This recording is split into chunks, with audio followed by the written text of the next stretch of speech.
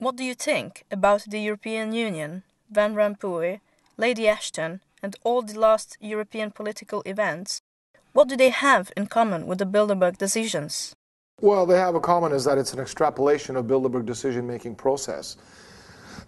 Meaning that whereas before we had countries, constitutions, flags, currencies, borders, nation-state republics. Now you have this pan-European monster where a nation no longer is allowed to feed its people. A nation has lost its ability to create its own monetary policy to help the country survive and get on its feet. And this is, of course, a plan of the Bilderberg Society to create these pan-world unions with a very simple objective: destroy nation-state republics, destroy natural law, destroy general welfare, which has basically given us over the last 600 years everything we have. But that's what immortality is. General welfare is us leaving something important for future generations. But we can only do that if people are working for the common good, and that's what the empire wants to prevent, because the empire of money does not look towards common good. It works towards their financial interests. So there's a big difference between general welfare of people of the planet and the empire of the money. Talking about key men of the world political scene, like Hugo Chavez, Ahmadinejad, or Vladimir Putin, who seem to be in opposition to the interests of the Bilderberg Group. In your opinion, what is their position and their role in this situation? Well, out of the three that you mentioned, the president of Iran, the president of Venezuela, and the president of Russia, the only one of noted importance is Putin. And Putin actually is prime minister. It's Medvedev actually is the man in charge, as the president of the country.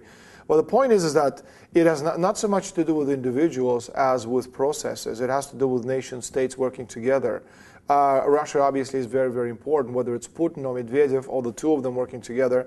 You have to make sure that the men leading Russia as a nation are there to fight against the interest of Bilderberg Group, which is one of the things that Yeltsin, when he was the president, obviously didn't do. He turned the country over to these people, and they almost destroyed Russia and the nation. And you have to understand that as long as Russia stands in the way of the Bilderberg Group and their allies, you will not have one world order or one world company, because I have Russia and China, both very different interests from the interests of the Bilderberg Group, which is, again, why they've been working so hard to destroy Russia.